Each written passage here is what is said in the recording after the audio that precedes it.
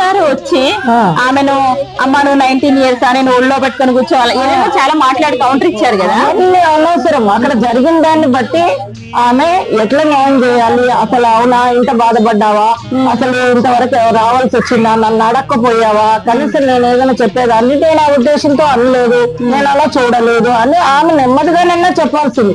కాకపోతే వాళ్ళ అమ్మను కూడా ఏడిపించిందండి. అది చాలా బాగా అనిపించింది.